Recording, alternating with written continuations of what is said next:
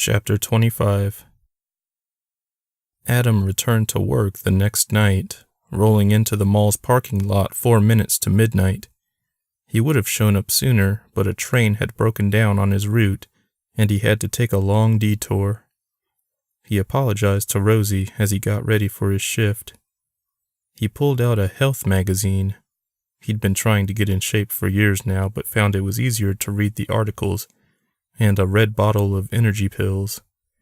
He was groggy from lack of sleep. After his little trip to the past, his mind refused to rest. All he could think of was when he'd like to go back to. He could go back to June of 1993 to see Jurassic Park again, for the first time. After all these years, that was still one of his favorite memories. But no, he was traveling back in time for one purpose: to find out who killed his father. He, not for the first time, toyed with the idea of preventing his father's murder altogether, but every time the thought crossed his mind, his heart sped up and he grew nauseated. He didn't know why, though. Perhaps it was the thought of being there when it was to happen, waiting for the murderer to show up. After the divorce, Dad moved around a lot for work. From Connecticut in the early 90s to Florida in the middle part, Adam got to see quite a bit of the United States growing up. He felt that half his childhood was spent in different states other than his home of Georgia.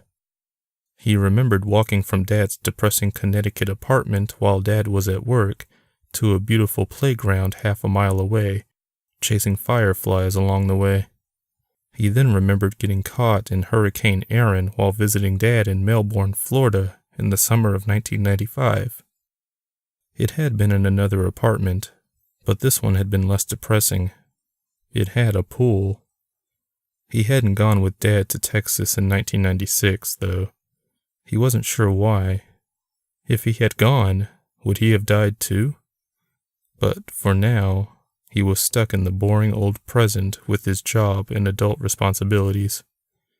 He took the energy pills along with a sip of soda, a big no-no, but the energy kick was incredible, then began his circuit. Items had been taken out of all the suites and placed in the open for liquidation. Making his way from one end to the other felt like a challenge now. A group of mannequins was set up at the intersection of the Delta entrance behind the mall. Adam stopped to stare at them. Some were female from the Victoria's Secret store directly in front of him.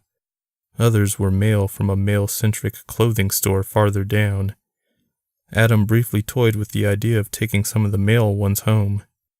There were no cameras in the mall, and he had a lot of Halloween costumes and ill-fitting clothes, from when he was slimmer, that needed modeling. Something caught his attention.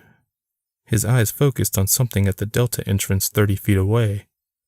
He jumped out of his skin when he noticed it was a person waving at him from outside the mall.